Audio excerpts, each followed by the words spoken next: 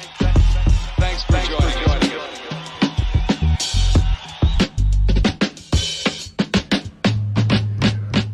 Nice one, man. What's up, bro? What's going on, brother? Lucas. Tyler, thanks for coming by, man. Yeah, Thanks for coming, dude. Jack. Come on by, man. Yes. Yeah. What watch you got on right there? Oh, man, this is an Invicta. Dang, it's big. Yeah, man, these are... Big. My dad, like, collects these watches, man, so I know every Christmas. Are you a Yankees fan? Are you a Yankees fan? Man, That's a little a dope bit. shit. Please don't be a Yankees fan. I'm a Yankees fan, so it's They steal all the Cubs' We got a best love-and-hate players, bro. relationship, you know what I mean? I'm from Chicago, and they steal all the Cubs' best players. Like, they use us like a scouting team. That's what they do with man. everybody. Then. Oh yeah, Gleyber Them and the Torres are all Dodgers. just It's jabbing. fucked up. It's Yeah. you gut us. It's horrible. Man, that's crazy. So I'm a White Sox fan now. Oh, no, it's not This- bad. Yeah, it's not bad. it's all White good. Sox is not bad. This could be worse. You could be a Brewers fan. Yeah. Yeah, like you. Yeah. Like Brewers. Yeah. We're at the bottom of the bucket. You were able to find it good and everything. Yeah, it wasn't that bad. It's like I went to the other side first, I believe, though. Like, trying Yeah, I to did get that there, and it was first like time I came here, 307, too. 309. Yeah, it can be and I a was little like, all right, confusing. yeah, this ain't the right spot. It's time to come back around, man. Yeah. But actually, not that bad, man. Word. Hell yeah. We can just dive into it then. Yeah. Word. Back at it again. This is the Rendezvous at the Forum with Shame Gang. Yes, sir. Shame Gang, what's going on? I'm going good, man. How you guys doing, man? Good, man. How's your weekend so far? I've been real busy, man.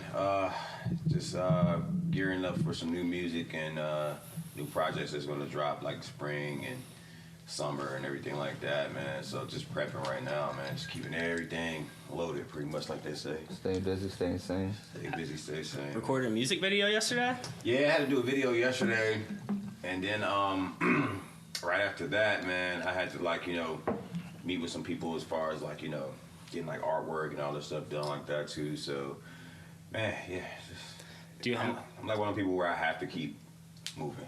I can't sit still. I hear that. Yeah, I hear that. Gotta be like that. Do you have like consistent people you work with on the artwork, or is it like you looking around for people on it? I usually I have like go-to people I go to, but I'm always like looking for people that like catch my eye in certain areas. You know what I mean?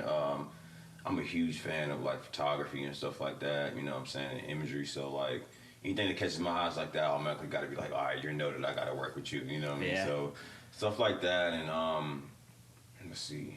Keep the Apple note or the notes full on your Yeah. Apple. Keep it full, man. That's why You know what I'm always just adding something in there. Sometimes I Yeah. forget what I put in there, so it's the issue. But, Yeah, I do that too, man. I screenshot a lot of things or artists and be like, all right, I gotta remember to come back to you later or something, or I'll let you now, or whatever the case may be. I don't like the Apple Notepad. I like to keep a physical notepad on me. So It that- does. Oh wow, is- so it you is old dope. school with it, man. yeah. I write poetry and that shit too. So I just keep moving. Man, keep that's dope, moving, though. Keep writing. Yeah, that's dope. So how do you like? I think there's something to it too, because like there is. So like when you do this shit, and this is how you record your thoughts. All your thoughts suddenly become really cheap. you don't remember them as much. Yeah, You're they right. become really cheap. Like you are expending very little energy to cast these spells. Right. And meanwhile, when you like have to actually cast the these time, spells, right. like spelling, like you have to spell it out and actually do with your wand. You have to cast the spell and expend your energy, and it hurts your hand a little bit. It costs you something. Yeah. And I think that there's power to that.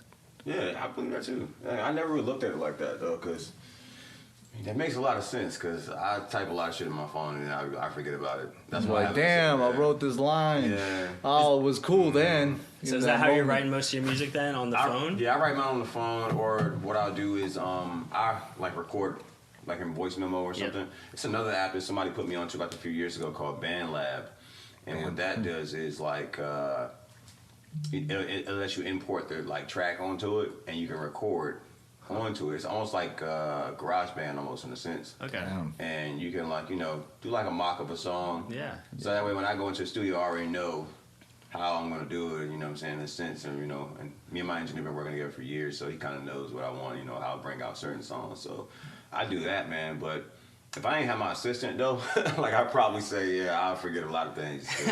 I type a lot on that phone and then it just What's that app called? It's called a band lab. Band lab, and it's just on your phone, Yeah. and you just get like not a full, I assume, music lab, but you get something. Like you can set it up actually. Like I don't know if you guys are familiar with like Pro Tools or anything like that, Yeah. but yeah, like you can actually do it like that. Like you can have like your dub vocals on there, and you can actually like I think you can like even like chop and screw your vocals or anything like that you want to do now. Wow. So it's like a mini like Pro Tools or Logic on your phone. That's crazy. Yeah, so like if I'm working with an artist and we're not necessarily in the studio and I kind of want like to give them an idea of how I'm going to do it, I'll send them that, and they're like, oh, okay, I get it now. So it makes it easier instead of having to explain everything. Yeah. Yeah. We can dive into you a little bit though. So you're not from North Carolina? Nah, I'm originally from Maryland. I've been here like, man, I'd probably say like 8-9 years now. Yeah, it's been a good transition. I didn't have a bad transition. Like, What was there like? Why'd you move here? mostly for school. I was playing ball, and I was about to go to Campbell and play ball, and went to school here. Family decided to move down as well, so I didn't want to at first. Though I didn't want to move here. Like of course, your hometown, where you at, all your friends, everything. But I'm grateful though because being in North Carolina, it has a sense of what they say like. North Carolina slows things down, opposed to like being in New York, D.C., Philly, and Jersey, and all that stuff where everything's just going so fast.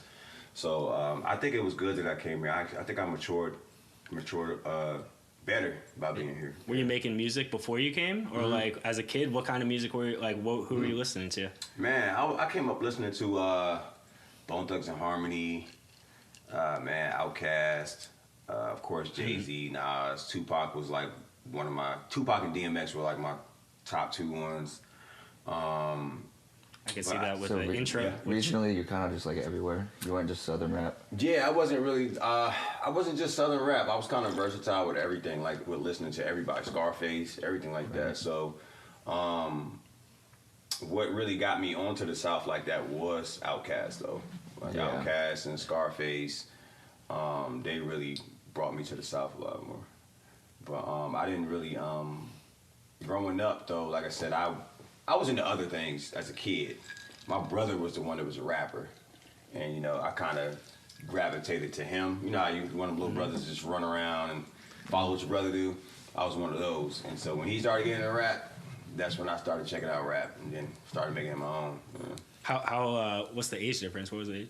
Oh, man, my brother, he was like 6 or 7 years ahead of me. Yeah, so it was a So that's like big brother. Yeah, that's it was a huge gap. So if I didn't know some artists or whatever, and I was coming in, learning about rap, then he'd be, oh, you need to check out this person or check out that, or I go in his room and take some of his stuff. Like, I think I went in there one time, and that was my first time ever getting on the Spice One, and like NWA and all that, because I like listened to like one of his tapes and stuff in his room, and I was like, yeah, all right, okay.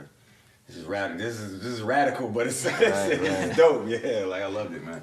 Inspired. So was the whole household pretty artistic? Like, did your brother get it from anybody? You want to know what's crazy is, speaking of boxing, my dad was a boxer. My dad was a boxer growing up, and my mom, she also she cooked and ran a catering business. She actually used to cater for Bill Clinton before he became president. Yeah, like when he was like a senator and stuff like that. So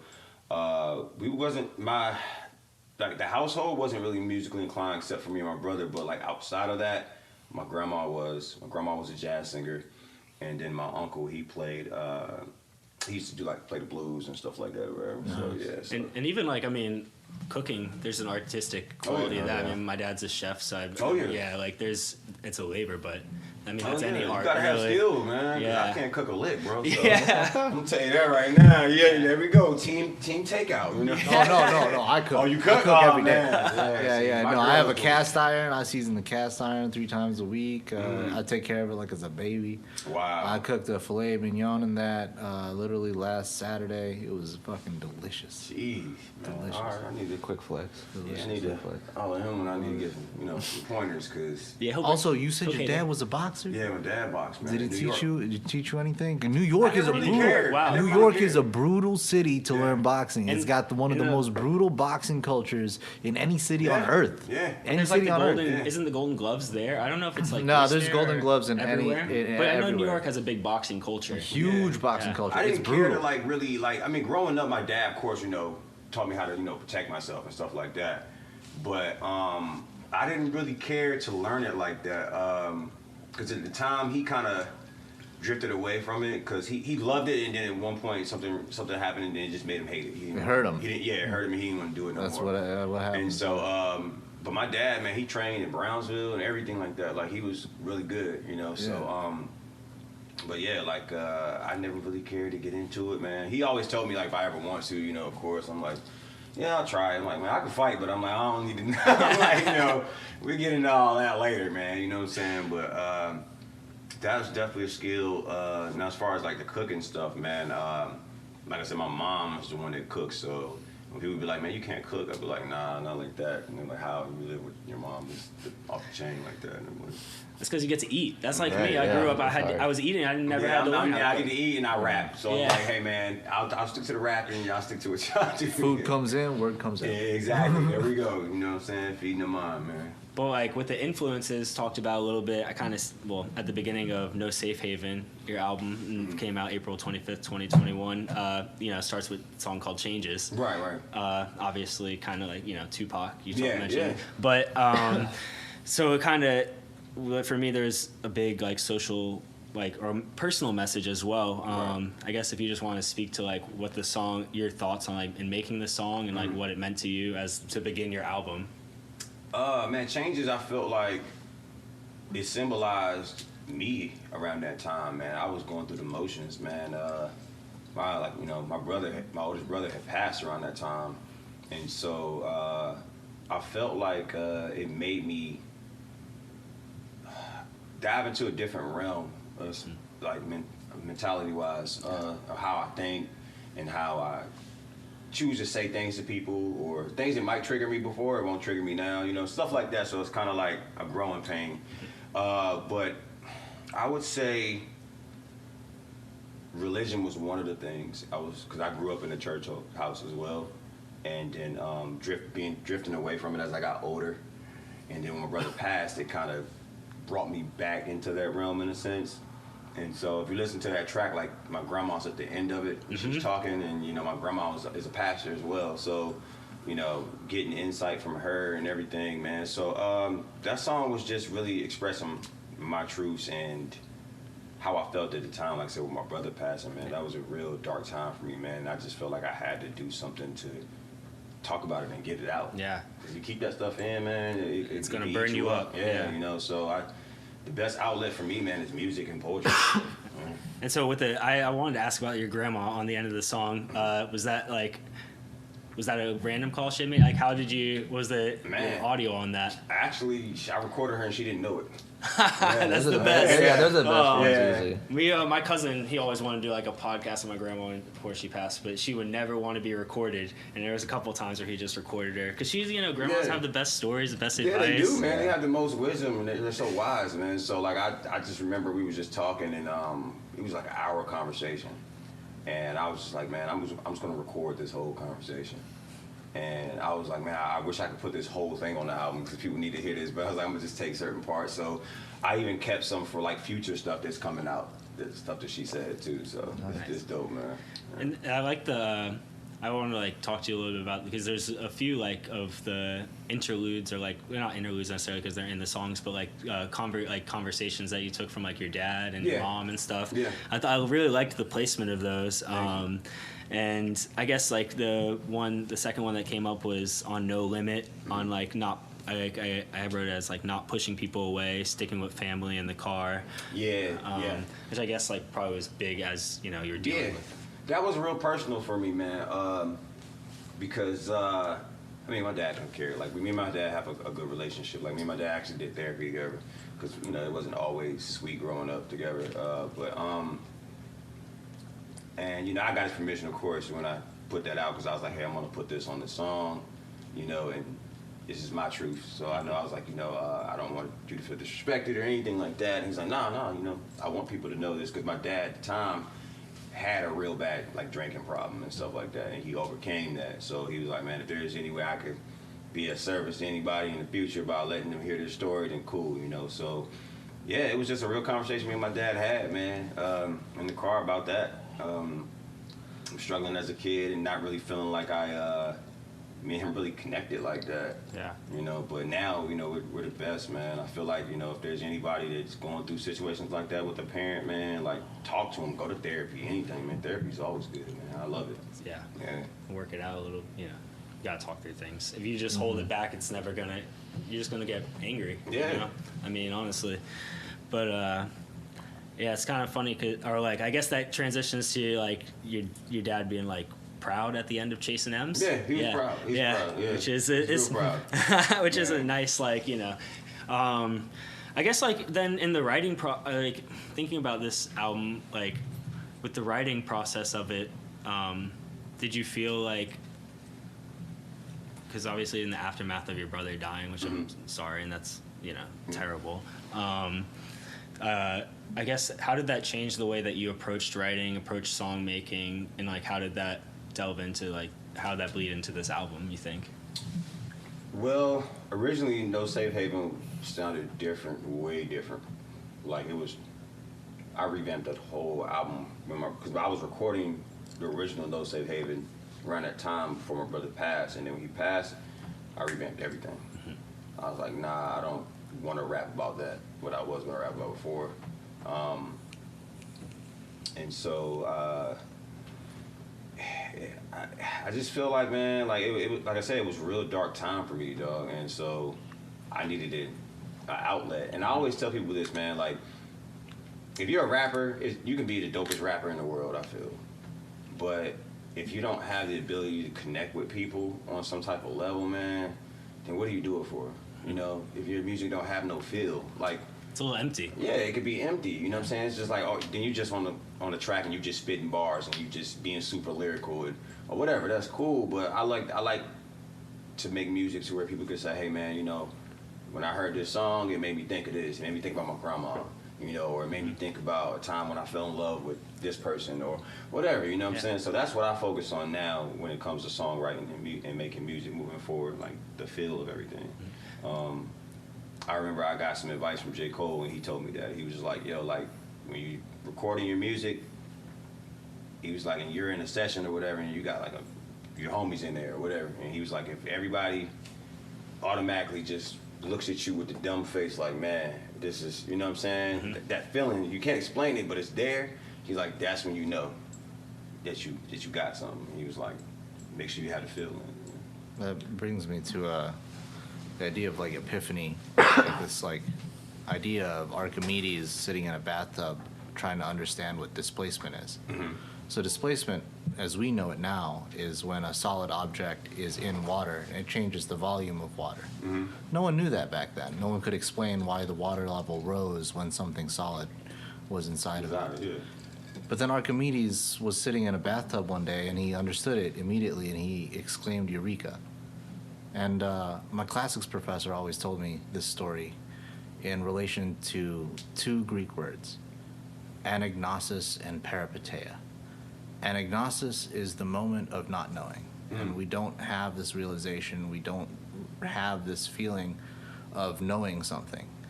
And then peripeteia is this moment, oh shit, I get it now. And there's like this flood of endorphins and release and our eyes widen a little bit and then we get this like dilated pupil response. It's this moment of realization. I don't know why I just thought of that.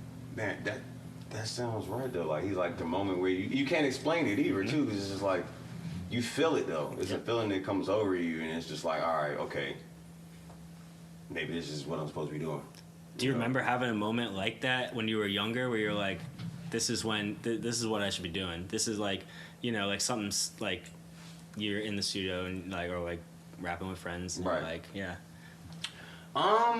Believe it or not, man, I used to like just play around, like with rapping. In high school, and in middle school, like everybody used to always be rapping in the hallways and stuff like that. And everybody used to always be like, man, you're good, you know, and all this, but I never really took it serious like that. I didn't take it serious until like, man, I want to say 2013, 2014, and that was when I was like on a hospital bed, man, and I was in a bad like wreck, and I remember the doctors telling me like, yo, like you might not be able to play basketball no more or anything. So again, I used poetry as an outlet. So poetry was always my thing, you know, and so that converted into music. And I remember, man, I don't know, like I said, I told this story before, but it was a guy named DJ D Cutter that was a DJ at NC State, and I don't know if he played my record for sympathy or what. I don't know, because he heard about the bad wreck I was in or whatever, and so he played one of my songs. I remember I was on a hospital bed and I heard the song, and that was my first time ever hearing my music on any type of radio, like college, whatever. And the feeling, man, it was just like, damn, like I could do this, you know what I'm saying? And so ever since then, man, like it was just, it's just glued to me, like this, like the feeling you get on stage as well. When you're on stage, man, it's another feeling, like you can't explain it. You just want to keep doing it over and over and over and over again. It's like a drug or something. You just want to keep getting it, man. And I want to talk a little bit about like performing as well on stage, because like, you know, I know you've been able to tour with like Little Brother, played with RZA. Just I guess like where to start? I mean, just like your How did that initiate? You know, how were you able to get to know these people? Thanks for saving me, Lucas. Yeah. Teamwork made the dream work. Yeah. That's why we're here. Well, my manager is Sean Don from the Justice League, and so they came up together, you know, Pooh and everybody like that, you know. So, but I didn't officially meet Pooh till like 4 years ago, and when I met him, he came to my manager's studio, and you know, I remember, man, I didn't even say anything because I was like, damn, it's rap Big Pooh. But I met him years ago before, and it was weird because he actually came to my job. And he like wanted to get like some tires. I worked at like a Just Tires or something. So I sold him some tires, and then one of my guys, I gave him like a demo tape, but I'm like, man, he's not gonna listen to it, whatever. So it was crazy how it came back full circle, because like, damn, now I'm in the studio with him, you know. And so we always just kept a relationship open. And so when the time came for him to go on tour, he actually told my manager like, y'all want Shane to do it. And I was like, yo, this is crazy, you know, like I never thought of that, man. So now, like, man, it's just surreal to me, because we even got records together that are coming out, and Fonte's always been dope too, man. Every time I met him, you know, I call him to this day, man, you know, and get advice and everything too. As far as like Wu-Tang now, that's, man, they're my guys, man. Raekwon is like a brother to me. I opened for Raekwon back in, I want to say 2017 for the first time at Cat's Cradle, and he was so like blown away by my performance, and that he invited me, like, you know what I'm saying, to like come out to eat with him and stuff like that. Like the next day, went to eat with him and talk with him and his brother and everything like that, and we just kept a relationship over. It wasn't even open. It wasn't even never about music. It was just like a family doing, and we talk about sports. You know, basketball, like he loved friendship. Like he loved, like, you know, the Lakers, LeBron James, and then like he's a big fan of LeBron and stuff like that. So I'm a big fan of Kobe. So okay, you know, it'd always be like, Kobe, LeBron, and stuff like that. So that's all we would talk about. And then same thing, man. Like I said, when, you know, they hit me and told me that, you know, Wu-Tang was getting back together for that reunion, and was like, yo, we want you on it. And I was just like, hey, I'm ready, man. My heart dropped, but I was nervous. I was super nervous, but man, that time, man, prepared me now, man, to where like I can get on any stage in front of 10,000 or 10 people or whatever, man. I'm still feel comfortable. I'm still feel the same. So was like the preparation for that any different than I mean, obviously it was a little different than leading up to that. It was way different because you could prepare all you want and practice all you want for a situation like that. You just don't know what being in front of, like, because that was my first time ever being in front of thousands of people. I've been in front of hundreds of people, but not thousands. So you can prepare for it all you want, but you have to get in there. You know how they say in the NBA, like, you can practice all you want, but until you get into the like end game, you ain't gonna know how you feel after an injury. So that's how it was. I remember the first time I stepped on the stage, and we was in South Carolina. I think it was like 4,000 people, and man, I had my adrenaline was rushing so bad I almost threw up. Like I had to stop. Yeah, like I came on stage and I remember I said I got the first like few bars out in freestyle and the crowd went crazy. And I looked at my manager and I was like, bro.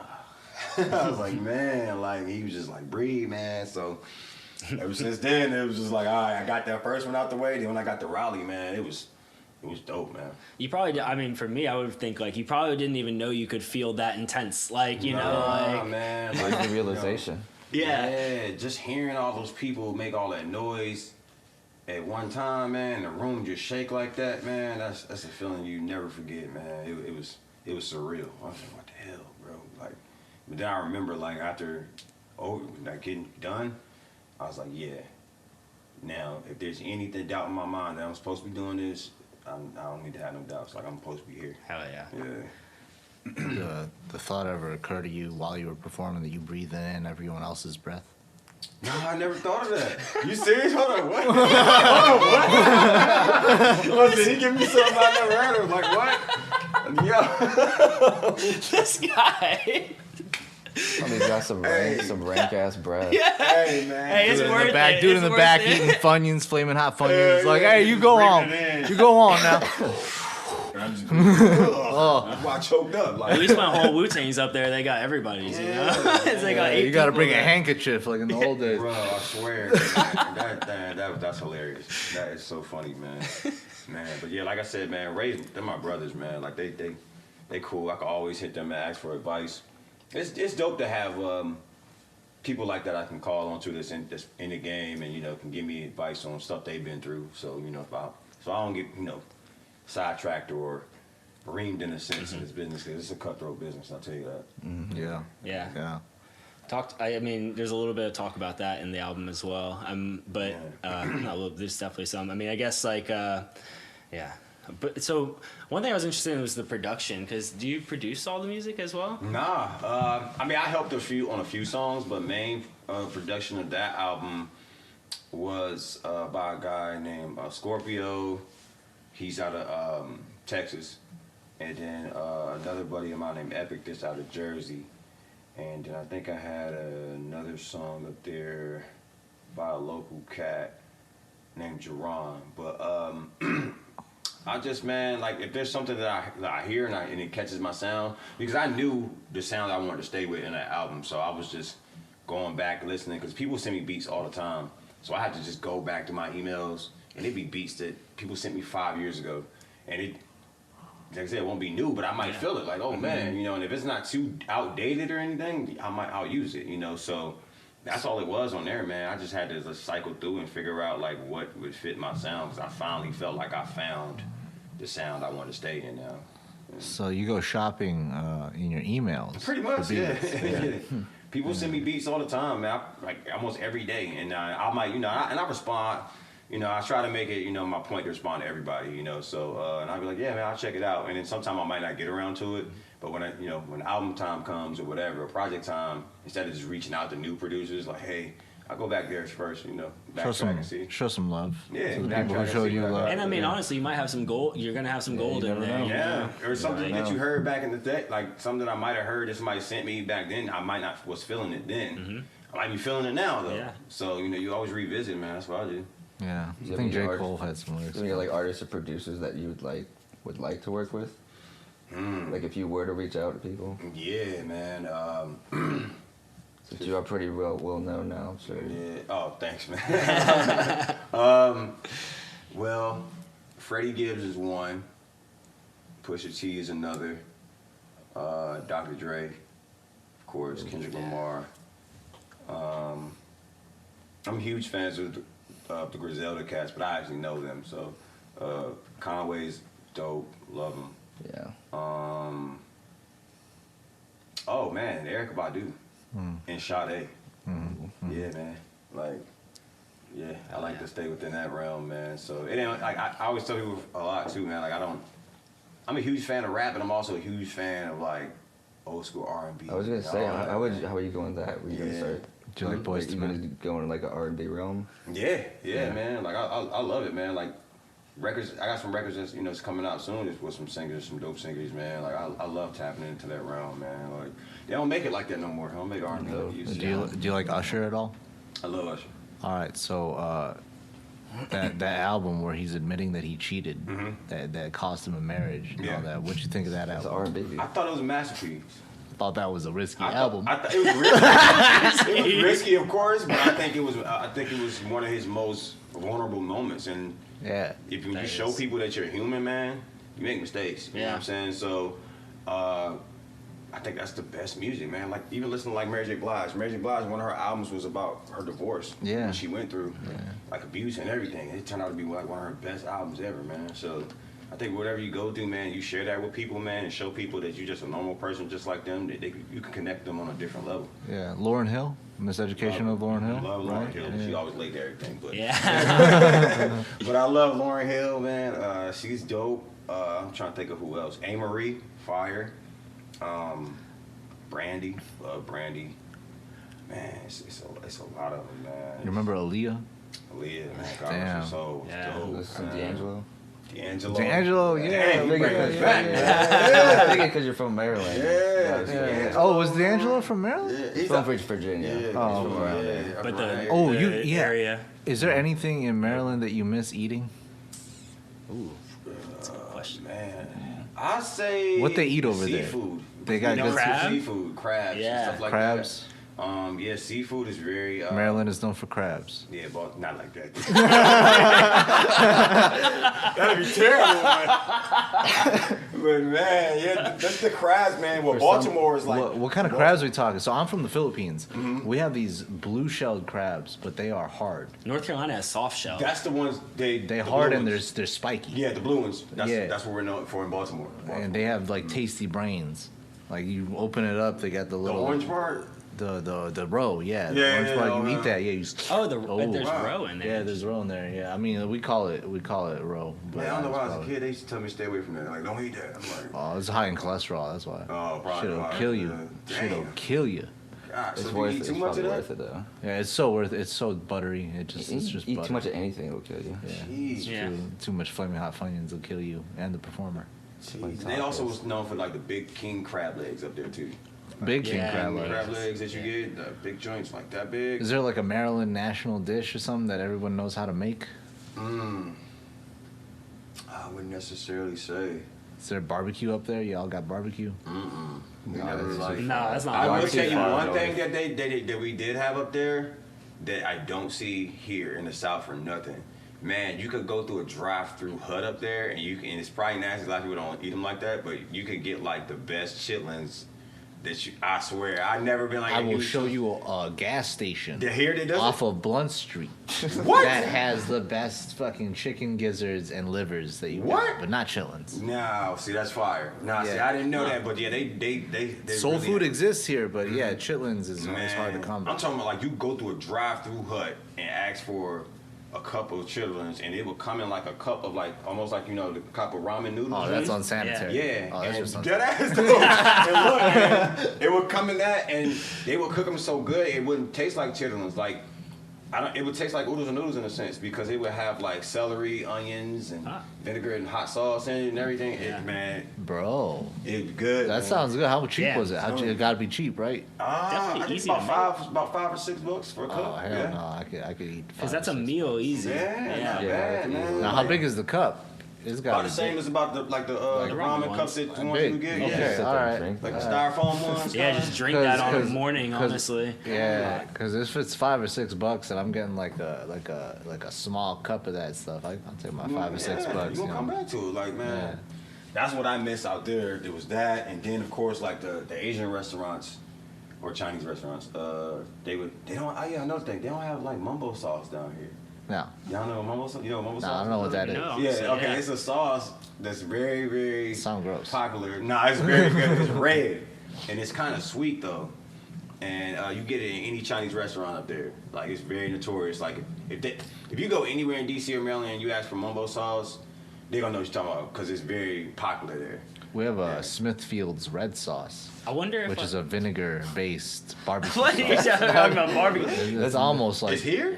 Yeah, if you go to Smithfield's, yeah. Like Smithfield's, like chicken and barbecue. Yeah, they have a red sauce. They also have a red sauce. If that's what you're talking, slightly sweet. It's sweet now. Yeah, they got ketchup too. So No, it's kind of don't disrespect Smithfield's. Like Man, you know what's crazy is like I didn't know when I first moved here. I didn't know what a Bojangles was. You didn't know what a Bojangles was. Yeah, Neither did I. because Bojangles was only in North Bojangles Carolina. was only in the South at the time. Or Yeah, maybe maybe further I south. think there's some in South Carolina. Yeah. No, but Maryland, there's a White Castle somewhere in Maryland. Yeah, we don't have Yes, those. We don't have those here. Yeah, I don't have those here. I've always wanted one. Our biggest thing with chicken there was Popeyes. Yeah. Oh, I love Popeyes. Yeah, so personally. when I got here, I was like, what the hell is Bojangles? Bojangles It changed fine. my life because I was like, this shit's good. You like Bojangles? Yeah, I love What do you Bojangles. eat at Bojangles? What's your Bojangles plate? Man, I get the Supremes. I kill those all day. Yeah. With what sauce? Tailgates. You can't eat Honey those mustard. dry. Oh, honey mustard? Yeah, honey mustard. I go barbecue and the Bojangles sauce. The honey mustard is No, the okay, honey but- mustard's great. It's It like a is. very unique honey It mustard, is, you know? but like it. I left that shit out in the sun in the car. Oh, in that's- my hopefully car you for threw like that 3 away. days. For 3 days, open In the summer. and it didn't change. And Okay, so have you not seen the McDonald's documentary? Yeah. Yeah, you no, saw but that. I was That's just awesome. kinda- What? You haven't seen Super that? Size I've Me. never heard of Super Yes. Size Me. If you want. It's literally of It'll this change your guy life. who fucking. I think he literally just ate McDonald's for a whole Big, month. he ate like Oh, super yeah, size yeah, Big yeah. He Macs. was like, and- here's what happens when you eat McDonald's for a whole month. And Like I- you didn't fucking already know and it's terrible. At the end of the thing, they put like a thing of fries out for like 90 Yeah, days, and and that's- it doesn't like it doesn't go do bad. anything. Well, yeah, Yeah. the Bojangles sauce didn't There's change some- at all over the course of 3 days Because in of the the hot salt sun. in it. Yeah, Yeah. so did it change him like drastically when he ate that for like a month? Oh he yeah, he fucking was in the felt like hospital. shit, He got didn't make fat. it. He didn't make. I don't think Yeah, he made it nah. till the end. Like he was alive. But I wouldn't he, either, like, dude. 'Cause Yeah, he, like no, he had it to was go to the every hospital meal, and like stuff. breakfast, lunch, Oh, and dinner hell for a no. month. Big Nah. sodas and everything. Yeah. Yeah, that's ridiculous. Yeah. Oh, hell no. One day eating that shit fucked me up. For the man. I culture. can't. For the But yeah, culture. like what I said, after that, I just stayed away from the honey mustard. I'm sure it's probably the same for the barbecue and the Bojangles Yeah. sauce. Come to the If I ranch. left those out in the sun, I probably wouldn't want to eat those either. But I'm not eating a dry ass Supreme. All right, Yeah, if you those make are- me yeah. do that, I don't know what's get your liable You to gotta happen. get them when they Get fresh. your Smithfield red sauce and just Yeah, put it all over stash. it. But what happens to that when you leave it in the sun? It's vinegar based. Probably fucking nothing. Also. Yeah, I mean it's vinegar, but Yeah. I mean, you should have, vinegar on you at all times anyways, so Yeah. I have vinegar in me at all times. I'm Filipino. it's true. I had sent that the other Yeah. day back to Anyway, vinegar. back to where we were. I shoot straight vinegar, y'all. All right. Oh, man, yeah. Anyways. That's hilarious. I watched like a freestyle on I think it was an Atlanta radio station for about 6 minutes the other day, which was great. That was a year ago. Was that a year ago? Yeah. Oh, was the a high year. off life one. Yeah. Yeah, that was fire, man. I guess just like maybe talking about freestyling a little bit. I mean, it sounds like something that you literally been doing your whole life. Yeah. Do people still freestyle? Yeah. Are you still freestyling? Did you write those? Did I had to write culture- that. I had to write that. Yeah, that You was did long. write. Okay. All right. Okay. Right. Okay. Well, all I think Because that's long. That's yeah, 6 I minutes, think man. you can call- I think you could still technically call it a freestyle in a sense because sometimes you come into places and they give you you might not have necessarily wrote that song to that beat, that verse or whatever. So I'm gonna be real, like me, I keep at least about 20 verses up here that I can remember. So that if I'm put on a spot somewhere, then I can be like, okay, I got Right. something. You know what I'm saying? Yeah. So that's the only reason I would call them freestyles. If you wanted to name it like back in the day terms, then I would say that's off the dome. Yeah. Like Yeah. that's off the dome freestyle, whatever It's- the case. It's like wushu. Like wushu only has 3 movements, and you use those 3 movements whenever someone puts you on the yeah, spot. they put you right? on the Yeah. spot. Yeah. So yeah, and, yeah. and they're known like certain places, like for example, like you go on Sway in the morning and all that stuff like that.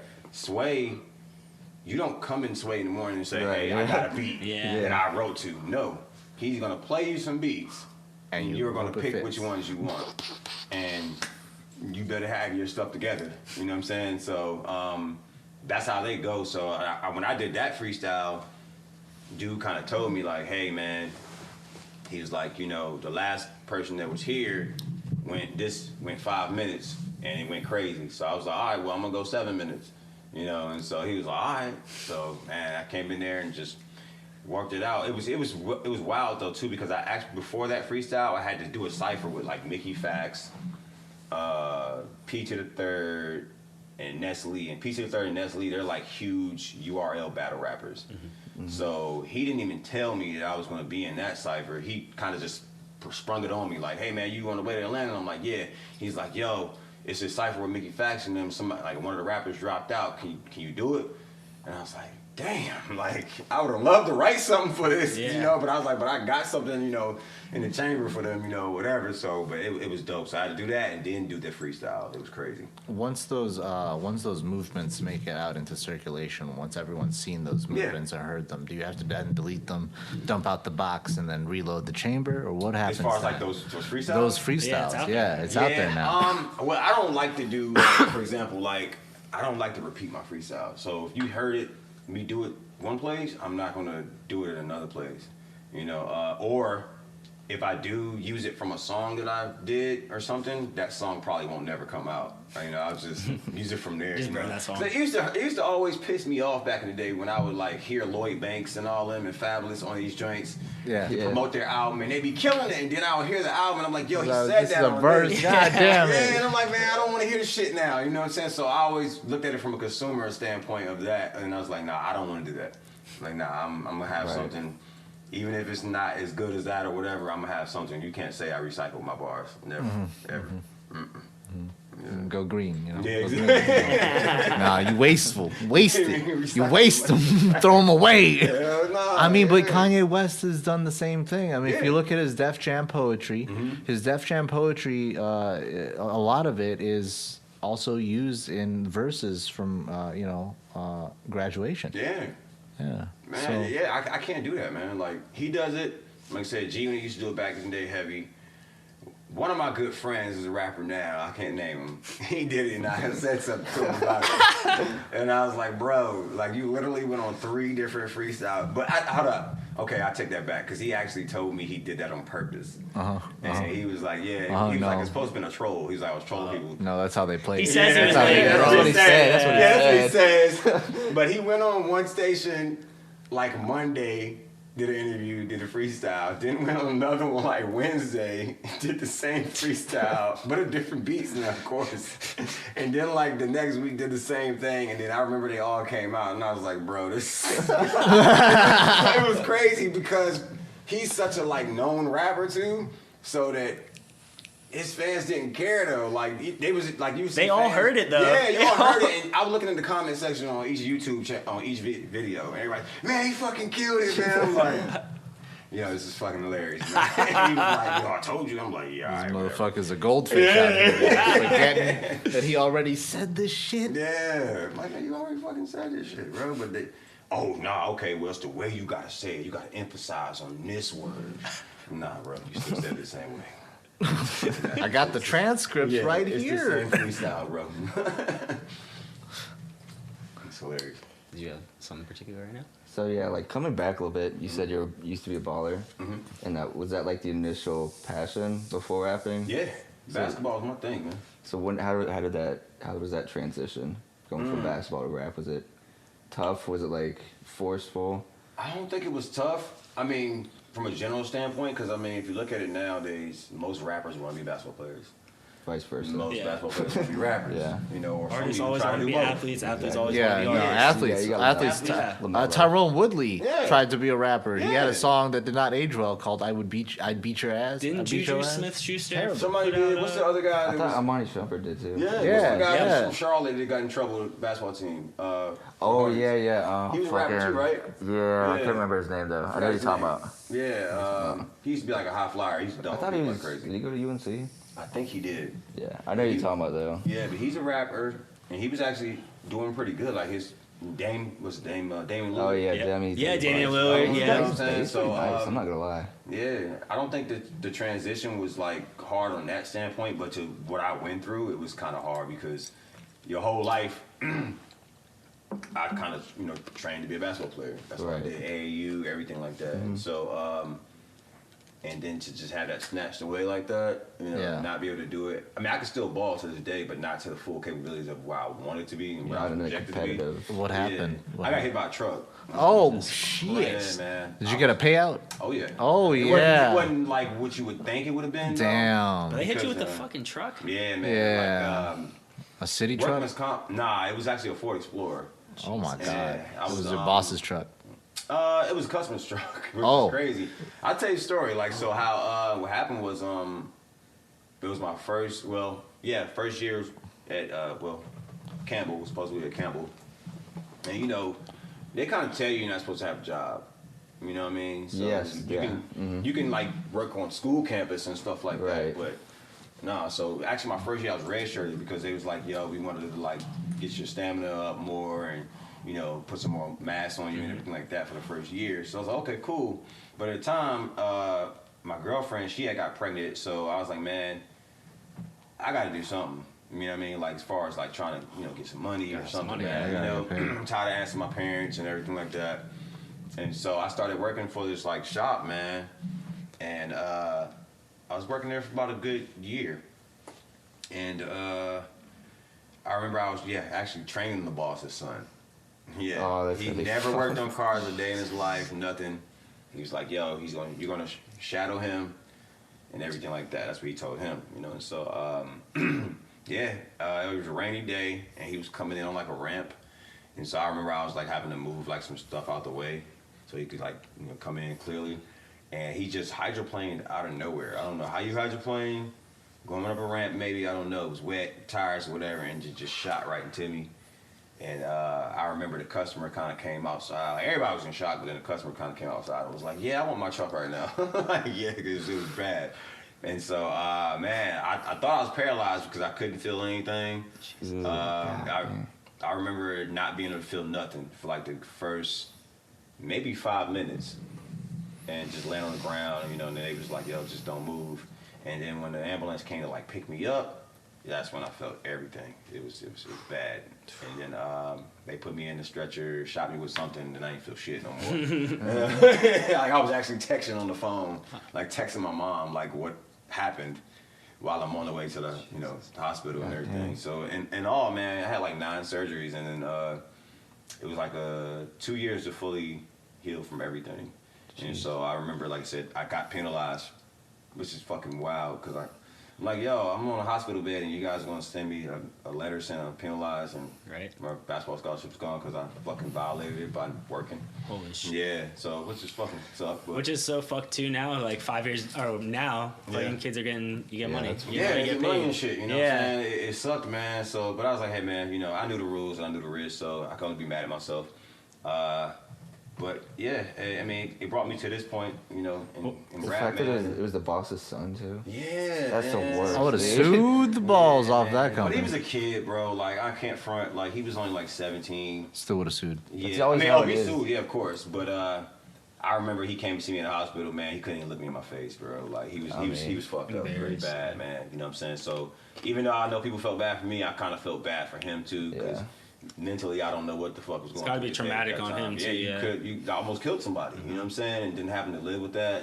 So, I guess I know that was traumatizing for him. It was crazy. What position were you playing in basketball? I was playing. Well, Kobe's your favorite player, right? Yeah, I was playing 2 guard in the AAU and everything. And then when I was going to college, it was like, all right, well, you did 2. We're gonna try to run you at point. And I remember, man, the point guard over there. Who was his name at the time, man? It was Jeremy something. I forgot his name, but he was like very. He did not want you to take his damn spot. I know that. So like, whenever we would like do scrimmages and shit, like he would come at me hard, bro. Like. Was he upperclassman? Yeah, he was upperclassman too. So I remember like he was just like. Fuck mentoring you. Yeah, I was gonna say non-mentor. Nah, I'm about to. You're not taking my spot. Your spirit will be broken. It's a Sith Lord. Yeah, exactly. No, that's what. Yeah, man. He wants to train you to be the next Beverly. Yeah, man. Hey, you know what's crazy, man? Who he reminded me of though? His game was like of a Jameer Nelson though. Oh damn. Like he was short. Was he good shooter? Yeah, he was short and very fast, and he was really stocky and really strong. So like, and I remember too, like he had the most awkward shot. Because he was shorter than me, but I could never block it. never block his shot. He was so damn fast, man. Like I said, I remember the first few scrimmages. He bust my ass, man. I remember I was like, yeah, it's going to be a long fucking season. So did you kind of, I guess after the accident, did you kind of move from like, were you living in the Campbell area and moved to Raleigh? Yeah, I was living on campus. Yeah, and then I guess that ended. Yeah, all that shit ended, man. Yeah. Everything ended. By that time, man, like when I got out of the hospital, I didn't even want to go back to school. Yeah. You know what I'm saying? I actually finished up my schooling by going to Wake Tech. Oh, yeah. You know, I didn't want to go back to Campbell because, like I said, or try to even do it because it was just memories and stuff like that. And then I didn't want to go to them games and see like my peers and stuff people playing, and then I feel sad and shit. You know, Become a hater. Become a hater that way. a hater, man. I would. hate. It's like, have you been able to reconcile, I guess, that relationship with the game then, like basketball? Oh yeah, I love the game, man. Like you know, I play basketball now. You know what I'm saying? And I think a few years ago I was actually in a league and we actually won a championship. It was like a local league for like men. It was like Cary or something like that. But yeah. Because I would imagine it'd probably be hard to pick up a ball for a long time after that. Yeah, it did. It was. But then it was a determination factor in me too, because at one point I thought that I could come back. Mm-hmm. You know, and I believe I probably could have if I would have like really dedicated a lot more to it. It was a lot of pain. It's just like it's a difference between when you playing a few pickup games and then when you get done you feel like you played 10. Yeah. You know what I mean? Like you only played 1 or 2 and my legs are on they're fire. They're sore, you know what I'm saying? So at one point I did get back to dunking and everything like that. And then but then when music started to really, really happen for me, that became the focal point and it was just like, okay, all right, I'll just throw this out the hoop dreams out the window and just focus on this, you know, and that's what I did. You say you've been working on some projects. So you working towards like another album or working on more? Oh yeah. I got a project that's gonna drop in March, and after that, I got another project that's gonna drop. I want to say fall, and yeah, it's gonna be my first year ever dropping 2 projects in the same year. I want to be more consistent this time. Like I was talking to a friend of mine. I don't know if I know who Big Doe is, but Big Doe is he used to manage the whole Justice League, Little Brother and everybody. He manages Loot right now for Dreamville. Oh, yeah. And shout out to Luke too, my brother. He was just like, man, you way too dope to be putting out an album every year. He was like, and you're a new artist. He was like, the way people consume music nowadays is too fast. You need to be dropping music shit every month.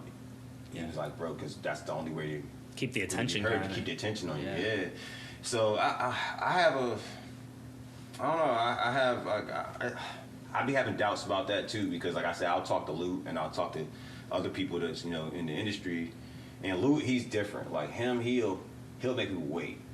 Like he'll be like, nah, like you gotta give people like time to, you know what I'm saying, to beg for your attention. Like, when you gonna drop this and drop that, you know? So, but I was telling him, I was like, yeah, we in 2 different levels right now. Like you're here with Cole, bro. Yeah. It's different, you know. Me, I'm not with Cole, you know what I'm saying, and Dreamville or anything like that. So it's like I can't really afford to wait because it could be another rapper that comes out tomorrow and got the different buzz and got everybody's attention, you know. So like, nah, I'm gonna stay consistent.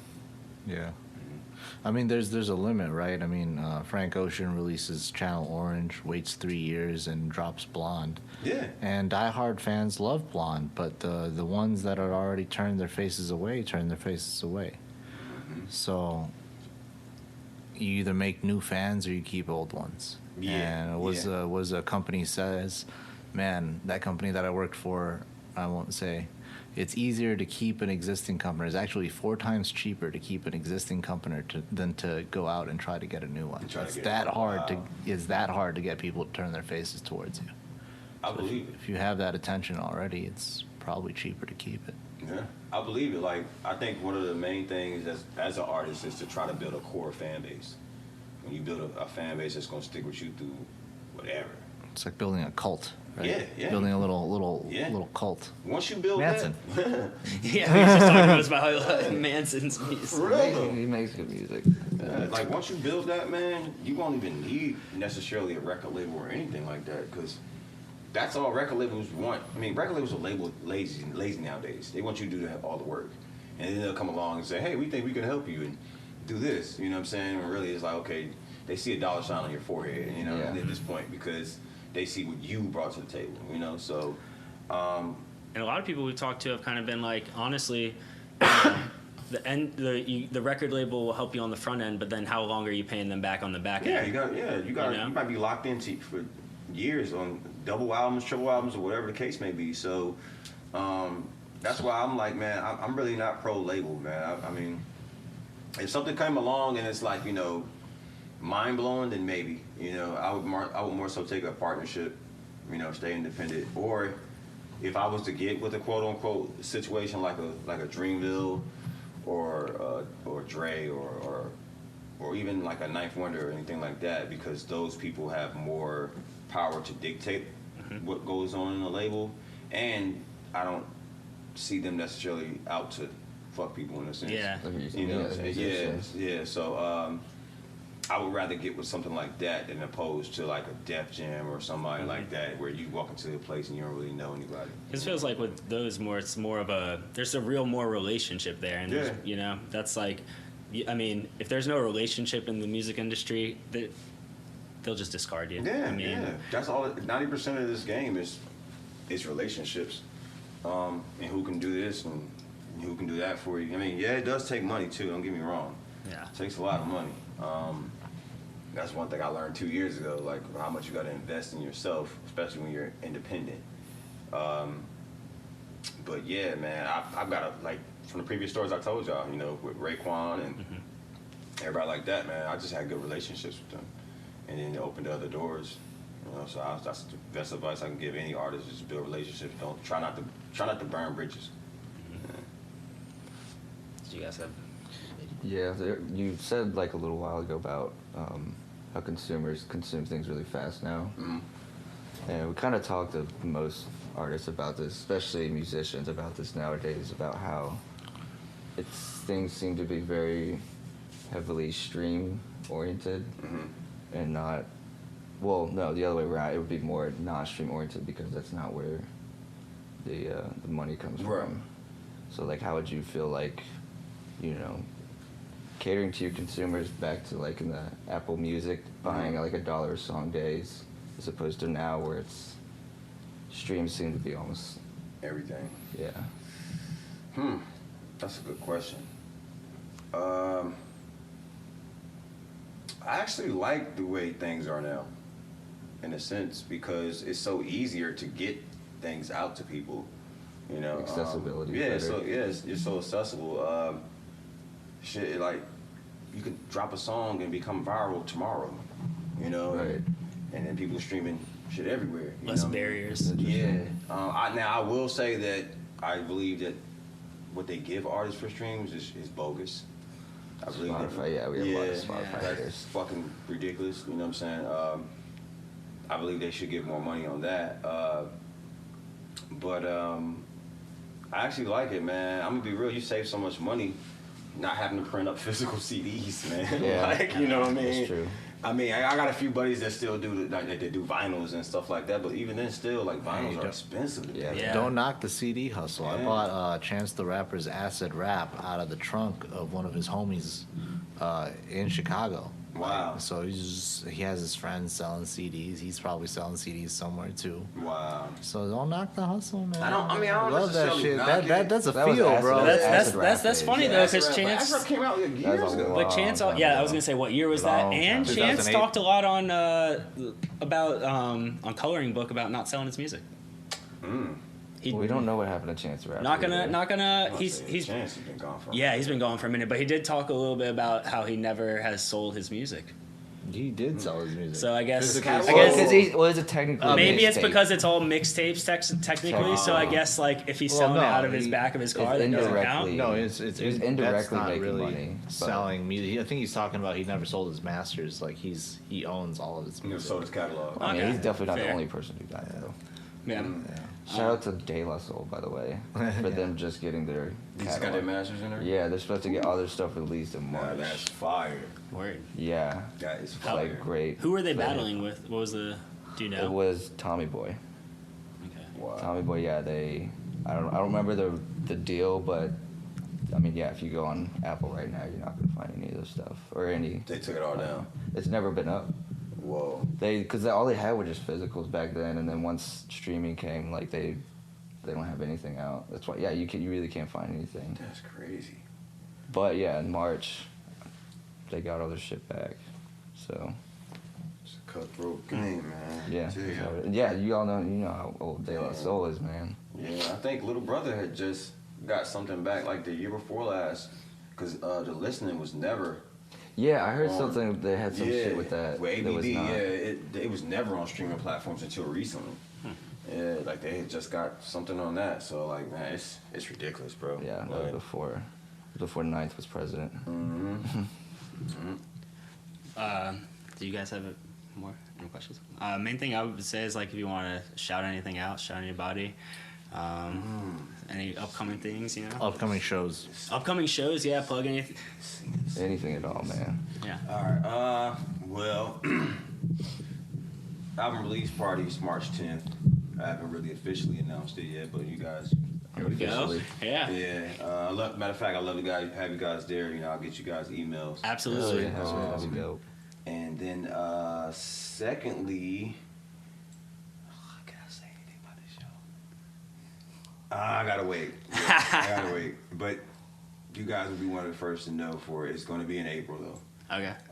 It's gonna be a big show. You'll know when I announce it. But that, yeah, and I can't announce this one. Well, I do have a show that's coming up in Detroit with Rome Streets, and that's in March. Ooh. Yeah, so it's that one, and yeah, and then I'm announcing my tour in April, so that's when that's gonna spawn the other shows that that I'm announcing. So yeah, man, and shout out to Culture Gang, the other artists that I'm a collective with.